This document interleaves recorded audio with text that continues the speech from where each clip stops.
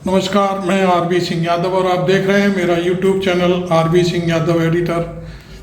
हम फील्ड में इतने बिजी रहते हैं कि अपना वीडियो शाम को ही बना पाते हैं। आज हम भारत की इकनॉमी के बारे में बात करेंगे भाई रवीश कुमार के साथ। उन्होंने 3 मुद्दे उठाए हैं, 5 ट्रिलियन, 10 ट्रिलियन और 30 ट्रिलियन इकनॉमी हो जाएगी देश की, ऐसा उन्होंने एनालिसिस किया है और इसी पर आज हम सुनते हैं। उनका पूरा एनालिसिस आपको सुनाएंगे और हम अपनी भी बात इस वीडियो में रखेंगे। तो आप जैसे ही हमारा वीडियो देखते हैं उस पर आप अपनी टिप्पणी करिए, बताइए। कुछ लोग हमको रवीश के साथ देख करके तरह तरह की बातें भी करते हैं। कोई कहता है चाइना से पैसा आ रहा है, कोई कुछ कहता है, कोई कुछ कहता है, कोई कहता है कि रवीश को ही क्यों दिखाते हो आप। अरे भाई, आपको क्या तकलीफ हो रही है? हम किसको दिखाएं, किसको ना दिखाएं, ये हमारी अपनी पत्रकारिता की लाइन है और हम सच दिखाते हैं, बस यही हमारा धर्म है। और हम किसी की सुनी हुई बात या किसी की कही हुई बात पर नहीं चलते। हम चलते हैं तो अपनी सोच के हिसाब से चलते हैं और देश की जनता का भला कहाँ पर है, कैसे है, ये हम अच्छी तरह से जानते हैं। और इसी के साथ हम आज भाई रवीश कुमार के साथ आपसे फिर शेयर कर रहे हैं इकनॉमी के बारे में। देश की इकनॉमी कहाँ जा रही है। नमस्कार, मैं रवीश कुमार। क्या भारत में 70,000 रुपए महीना कमाने वाले केवल 4% लोग हैं? एक साल में 8 लाख से अधिक कमाने वाले इतने कम लोग हैं भारत में? गोल्डमैन सैक्स नाम की एक वैश्विक वित्तीय संस्थान ने भारत के एफ्लुएंट क्लास समृद्ध लोगों पर एक रिपोर्ट प्रकाशित की है। इस रिपोर्ट में उसे भी समृद्ध मान लिया गया है जो 70,000 रुपए महीना कमाता है। आपको याद होगा, मई 2022 में एक सरकारी रिपोर्ट आई थी। इसमें बताया गया कि भारत में 25,000 रुपए प्रति माह कमाने वाले चोटी के 10% लोगों में आ जाते हैं। इन दोनों आंकड़ों को मिलाकर देखें तो भारत की गरीबी का विशाल समंदर दिखाई देता है और मुट्ठी भर ठीक ठाक कमाने वालों का तालाब भी। जो सबसे अमीर हैं, जाहिर है उनका टापू तो रहेगा ही। एक ऐसे देश में जहां कमाई इतनी कम है, सीमित है, वहां 5वीं बड़ी अर्थव्यवस्था होने का अभी से इतना जश्न मनाया जा रहा है। जब होगा तब ना जाने कैसे मनाएंगे। जब तक जीडीपी के गगनचुंबी आंकड़े आ जाते हैं, अब तो डबल डिजिट की बात ही बंद हो गई है। 7% से ऊपर जाने की संभावना पर ही ढोल नगाड़े पहले ही बजने लग जाते हैं। कोई भी मंत्री आ जाता है, अपने हिसाब से ट्रिलियन की घंटी ट्रिन ट्रिन बजा देता है। आप मुड़कर भी नहीं देखते और यकीन कर लेते हैं कि पीछे से कोई साइकिल आ रही है। पता चला कि घंटी की ट्रिन ट्रिन ही सुनाई दे रही है, साइकिल तो बहुत पीछे है। भारत की अर्थव्यवस्था कब और कितने ट्रिलियन की हो जाएगी, इसे लेकर इतने दावे हैं कि अब 3 ट्रिलियन, 5 ट्रिलियन और 10 ट्रिलियन ये सभी नंबर एक जैसे ही दिखाई देते हैं, सुनाई देते हैं। इस ट्रिलियन की टिनटिनाहट को सुनने से ज्यादा देखने की जरूरत है। हम आज के वीडियो में बात करेंगे कि क्या भारत जापान को पीछे छोड़ देगा? क्या वाकई संभव है कि 2030 तक 10 ट्रिलियन डॉलर की इकोनॉमी बन जाएगा? 2022 को लेकर इसी तरह के दावे किए गए कि किसानों की आमदनी दुगनी हो जाएगी।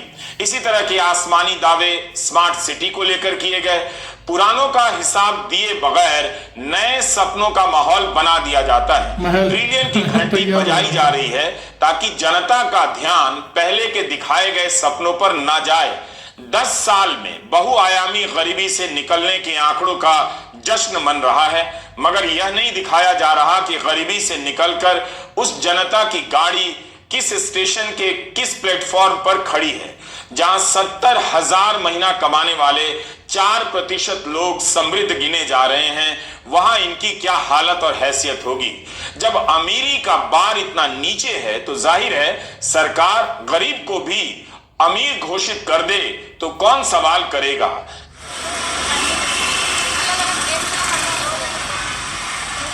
अयोध्या जनता तो राममय होने में लग गई है। बाजार को के लिए पोस्टरों और तैयारियां धार्मिक ध्वजों से पाट दिया गया है। स्वेच्छा से लगाया गया है या लगाना पड़ा है, लोगों ने लगाए हैं या राजनीतिक संगठन ने लगवाए हैं, इन सब बातों का मतलब नहीं। फिलहाल माहौल हर तरफ बन गया है।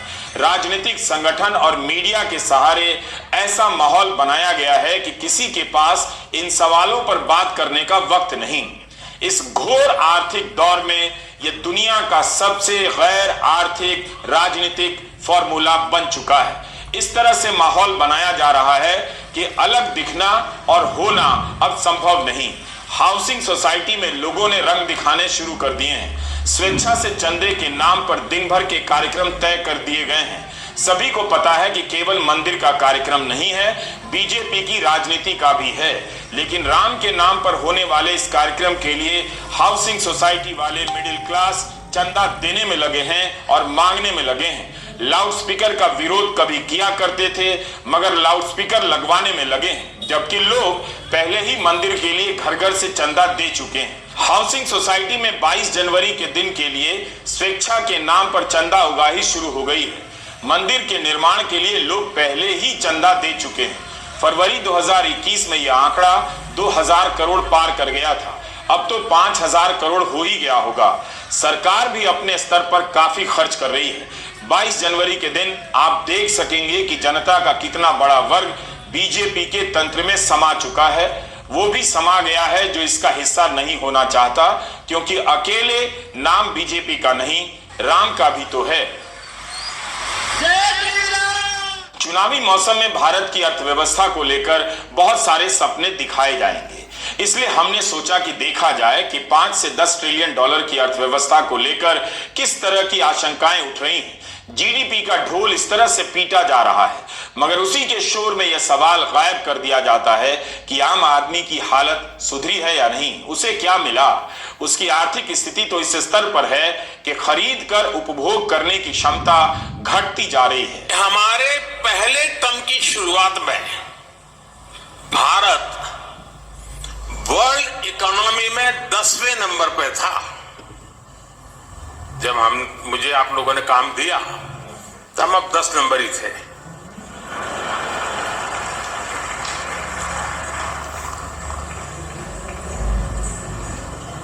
दूसरे टर्म में आज भारत दुनिया की 5वीं सबसे बड़ी इकोनॉमी है।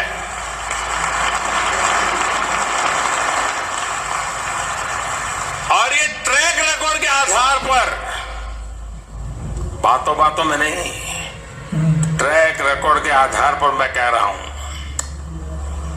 मैं देश को यह भी विश्वास दिलाऊंगा कि तीसरे टर्म में सपना, बातों के लक्ष्य,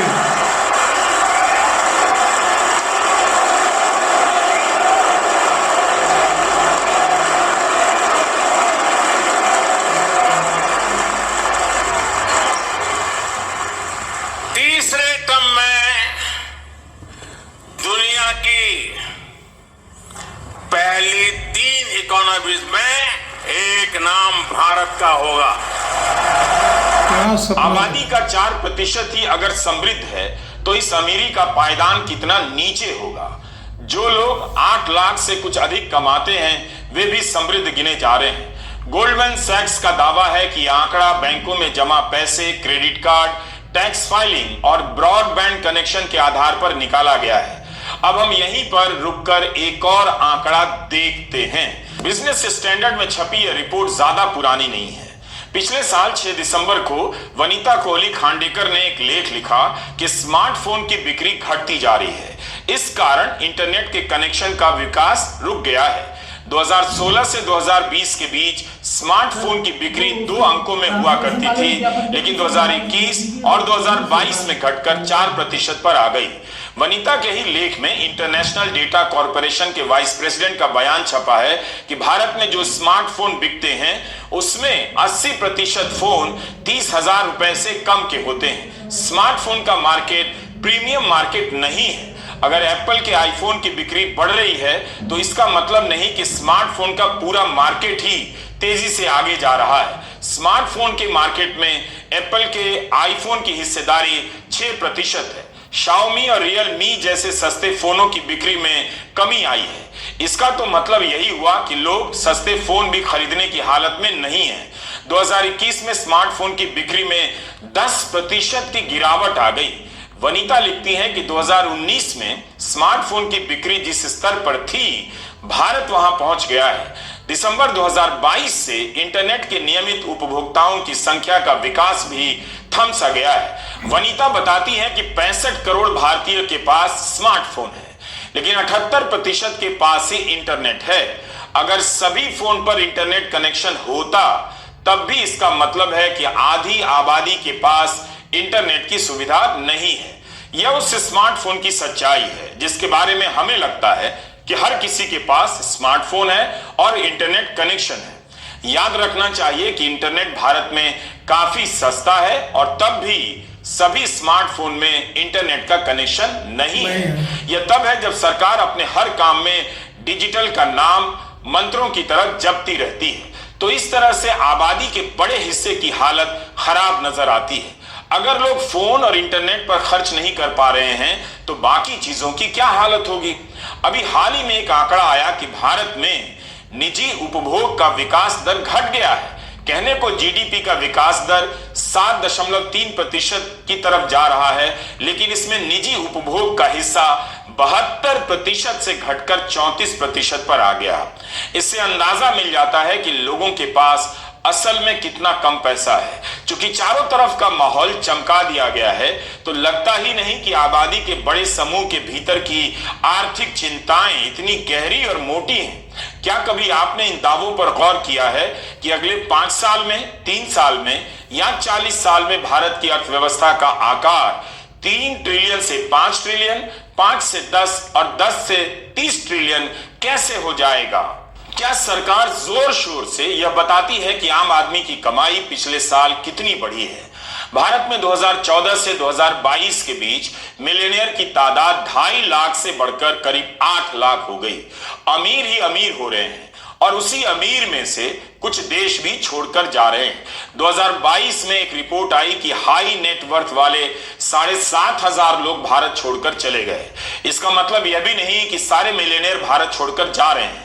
भारत में जितने मिलियनियर हैं उसका 1% से भी कम पलायन कर रहे हैं। उपभोक्ताओं की हालत खराब है। Gujarat state edible oils and oil seeds association की एक रिपोर्ट है कि मूंगफली का तेल महंगा हुआ तो सूरजमुखी का तेल खाने लगे। होटलों में पाम ऑयल का इस्तेमाल होने लगा। पाम ऑयल स्वास्थ्य के लिए अच्छा नहीं है, फिर भी लोग खाए जा रहे हैं भगवान का नाम लेकर। जीवन भर की बचत को सस्ती कारें खरीदने और शादी समारोह में फूंक कर भारत की समृद्धि छलक रही है। लेकिन सच्चाई यही है कि तेल का दाम बढ़ते ही सस्ते तेल की तरफ भागने लग जाते हैं। अब तो कारें भी महंगी होने लगी हैं। मारुति ने अपने सभी ब्रांड की कारों के दाम बढ़ा दिए। दूसरी कंपनियों ने भी अपनी कारों के दाम बढ़ा दिए हैं। भारत के कार का बाजार दहेज के कारण भी चलता है और कारें दहेज का पॉपुलर आइटम है, तो लोग मजबूरी में खरीदेंगे ही। लेकिन देखना होगा कि कीमतों में इस वृद्धि का कारों की बिक्री पर कितना असर पड़ता है। ऐसा नहीं है कि अखबारों में निर्यात के आंकड़े बढ़ने से लेकर तमाम आंकड़ों की धूम नहीं है, लेकिन जब बात आपकी कमाई और खर्चे पर आती है तब कुछ और भारत दिखाया जाने लग जाता है। अब हम आते हैं उन दावों पर कि भारत की अर्थव्यवस्था कब कितने ट्रिलियन की हो जाएगी, होगी भी या नहीं। ऐसी हेडलाइन को याद रखा कीजिए। इसमें सपने कितने हैं, सच्चाई कितनी, देखा कीजिए। केंद्रीय मंत्री हरदीप सिंह पुरी अक्टूबर 2023 में ही कह चुके हैं कि 2030 तक भारत की अर्थव्यवस्था 10 ट्रिलियन डॉलर की हो जाएगी। यही हरदीप सिंह पुरी कह चुके हैं कि 2023 के अंत तक भारत की अर्थव्यवस्था 4 ट्रिलियन डॉलर की हो जाएगी। पीयूष गोयल ने कहा है कि 2027 तक भारत की अर्थव्यवस्था 5 ट्रिलियन डॉलर की हो जाएगी। अब कौन दिमाग लगाए कि 2023 तक 4 ट्रिलियन डॉलर की हो जाएगी, तो 1 ट्रिलियन और जोड़ने में भारत को 4 साल लगेंगे और उससे अगले 3 साल में यानी 2027 से 2030 के बीच भारत की अर्थव्यवस्था 5 से 10 ट्रिलियन की हो जाएगी, डबल। यानी 2023 से 27 के बीच के 3 सालों में भारत 1 ट्रिलियन जोड़ेगा और 2027 से 2030 के अगले 3 सालों में 5 ट्रिलियन जोड़ेगा। आपने ठीक से सुन लिया, वीडियो दोबारा भी सुनिएगा। है ना कमाल का हिसाब किताब। वित्त मंत्री ठीक है, उन्होंने सीधा 2047 का टारगेट दे दिया है। तब तक भारत की अर्थव्यवस्था 30 ट्रिलियन डॉलर की हो जाएगी। मुकेश अंबानी तो वित्त मंत्री से भी ज्यादा आशावादी है। दिसंबर 2023 में उन्होंने 2047 तक भारत की अर्थव्यवस्था के 40 ट्रिलियन डॉलर की हो जाने की भविष्यवाणी कर चुके हैं। क्या बात है। आम आदमी इससे क्या समझेगा? पत्रकार माहौल बनाएगा या पता करेगा कि ये दावे कहां से आ रहे हैं, क्यों आ रहे हैं बार बार। माहौल ऐसा बनाए रखो कि हाव हाव में बस निकल जाए, किसी को पता ना चले कि बस की हालत कितनी खराब थी। विवेक कौल आर्थिक मामलों को लेकर लिखते हैं, उन्होंने अपने एक लेख में बताया है कि नेताओं को ट्रिलियन ट्रिलियन बोलना अच्छा लगने लगा है। वे भारतीय रुपए में कभी भी नहीं बताते कि अर्थव्यवस्था का आकार कितना होगा। मंत्री साफ ही नहीं करते कि ये जो दावा किया जा रहा है वो वास्तविक है या मुद्रास्फीति का हिसाब किताब घटाकर बताया जा रहा है। आप जानते हैं कि महंगाई, मुद्रास्फीति के ऊपर जो ग्रोथ होता है उसे ही वास्तविक ग्रोथ रेट कहते हैं। तभी तो आपके हाथ में पैसा आता है, दिखता है, वरना जो आता है उसमें से बचता कुछ नहीं। विवेक बताते हैं कि 2021 में भारत की जीडीपी का आकार 2.7 ट्रिलियन डॉलर का था। अगर इसे 2030 तक 10 ट्रिलियन डॉलर तक पहुंचना है तो भारत की जीडीपी को हर साल औसतन 15.7% के हिसाब से बढ़ना होगा। क्या कभी भारत की जीडीपी 15.7% की दर से बढ़ी है?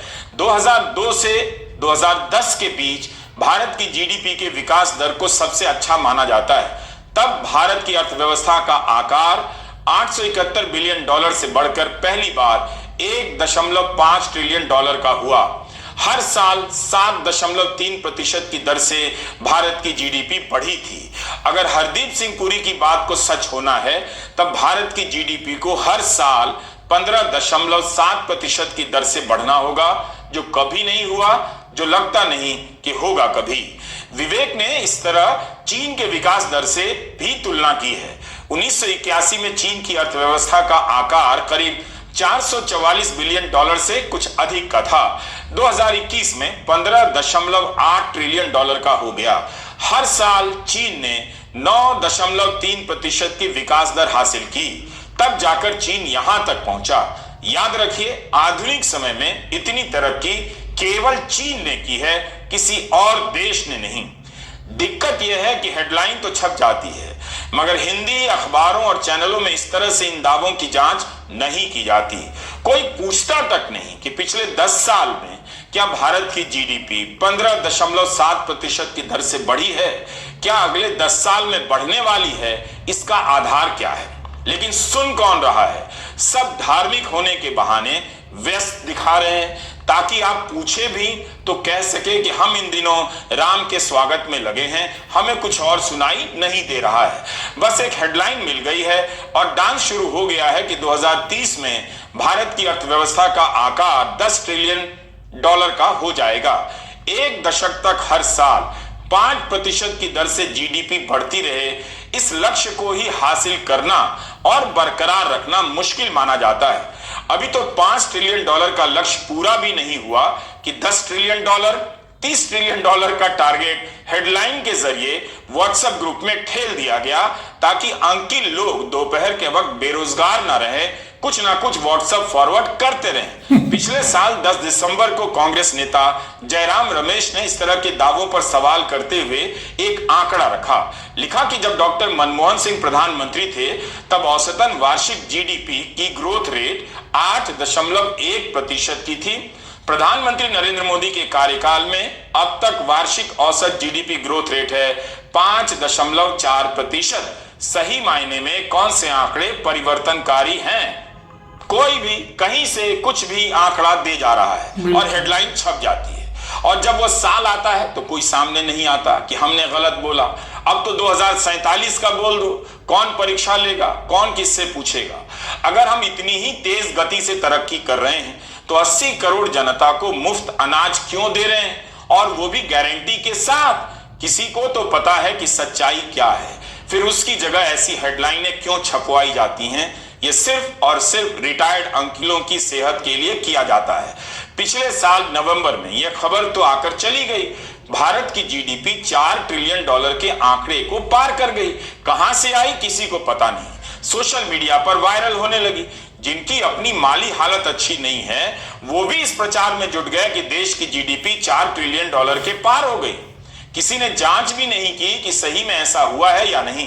अंतर्राष्ट्रीय मुद्रा कोष वर्ल्ड इकोनॉमिक आउटलुक जारी करता है। इसके अनुसार मौजूदा मूल्यों पर भारत की जीडीपी 2024 में $4.1 ट्रिलियन को छू लेगी। अब इसी पर विवेक कौल लिखते हैं कि अगर हम बैंकों के आंकड़ों को देखें तो 2022 में भारत की जीडीपी $2.9 ट्रिलियन थी। इतने कम समय में जीडीपी $4.1 ट्रिलियन की कैसे हो जाएगी।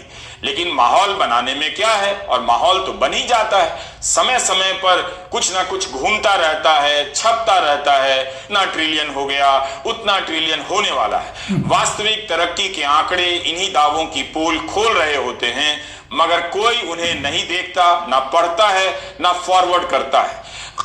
गरीबी बहुआयामी गरीबी हो गई। सरकार दावे कर रही है कि 24 करोड़ लोग बहुआयामी गरीबी से निकले हैं। आंकड़ों की बाजीगरी को पकड़ पाना सभी के लिए संभव नहीं। अगर 24 करोड़ निकले तो फिर 80 करोड़ क्यों नहीं निकल पाए, जो मुफ्त अनाज पर जीने की गारंटी के साथ मुफ्त अनाज ले रहे हैं। 24 करोड़ की सूचना आगे चल रही है तरह की योजनाओं के नाम पर उनके खाते में केंद्र से लेकर राज्य की सरकारें पैसे भेज रही हैं। वित्त मंत्रालय की वेबसाइट पर एक आंकड़ा है कि केंद्र सरकार की तरफ से 2023-24 के बीच 4 लाख करोड़ से ज्यादा की रकम सीधे खाते में भेजी गई डीबीटी के जरिए। उम्मीदें बेची जा रही। जब समय आता है पूछने का कि बताइए जवाब कहां है, माहौल बना दिया जाता है। कौन कि राम आ रहे हैं। अब सवाल आता है कि क्या जापान को पीछे छोड़कर भारत 5वें नंबर से 3रे नंबर की अर्थव्यवस्था बन जाएगा। भारत को 3रे नंबर पर आने के लिए जापान और जर्मनी को पीछे छोड़ना होगा। क्या भारत जापान और जर्मनी के लुढ़कने का इंतजार कर रहा है कि दोनों नीचे आ जाएं तो हमें आगे मान लिया जाए, या दोनों जहां पर हैं उससे आगे निकलकर इस स्थान पर दावेदारी करना चाहता है। विवेक कौल लिखते हैं कि मीडिया में 2027 को लेकर जो अनुमान लगाए जा रहे हैं वो मौजूदा कीमतों के आधार पर है, लेकिन अगर कांस्टेंट प्राइस पर तुलना की जाए तो हालात कुछ और नजर आते हैं। पिछले कुछ वर्षों में भारत का रुपया डॉलर के मुकाबले कमजोर हुआ है। इसका मूल कारण है कि भारत में महंगाई अमेरिका के मुकाबले और तेजी से बढ़ी है। महंगाई दर को देखते हुए अगर हम तुलना करें तो भारत अभी 6ठे नंबर की अर्थव्यवस्था है। इस हिसाब से 2029 तक भारत जर्मनी और इंग्लैंड को तो पीछे छोड़ सकता है, लेकिन जापान को पीछे छोड़ने के लिए भारत को अगले 7 साल तक लगातार 7.1% से अधिक की दर से बढ़ना होगा। विवेक कौल लिखते हैं कि कई कारणों से ऐसा होने के आसार नजर नहीं आते। जापान को पछाड़कर 3रे नंबर की अर्थव्यवस्था बनते बनते 2030 के शुरुआती साल आ चुके होंगे, यानी 2029 से पहले ऐसा नहीं होगा। तो फिर मोदी किस आधार पर ऐसे दावे कर देते हैं कि उनके अगले कार्यकाल में भारत 3री सबसे बड़ी अर्थव्यवस्था होगा। भारत तरक्की करे कौन नहीं चाहता, मगर सारी तरक्की हेडलाइन छपवाने में ही नजर आए और डेडलाइन निकलती चली जाए, इसमें किसी का भला नहीं। उसी का है जो माहौल बनाने में एक्सपर्ट हो गया है।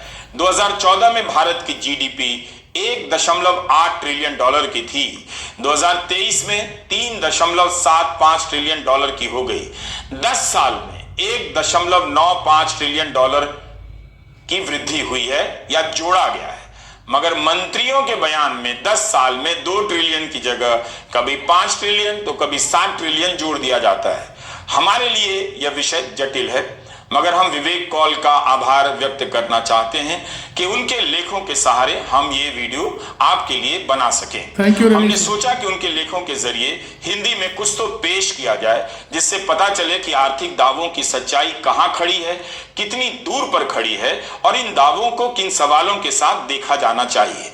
आज के भारत में कम सैलरी के रोजगार का बोलबाला बढ़ता जा रहा है, बचत का हाल बहुत बुरा है, मगर हेडलाइन में तरक्की के दावे लहलहा रहे हैं। देश की जनता को ये वीडियो जरूर देखना चाहिए। मैं रवीश। थैंक यू रवीश भाई।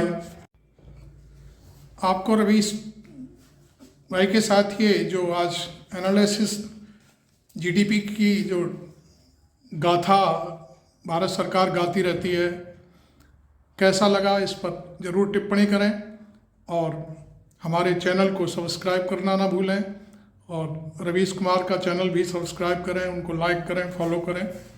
और इसी के साथ मैं ये वीडियो यहीं समाप्त करता हूँ। Thank you very much. मैं आरबी सिंह यादव।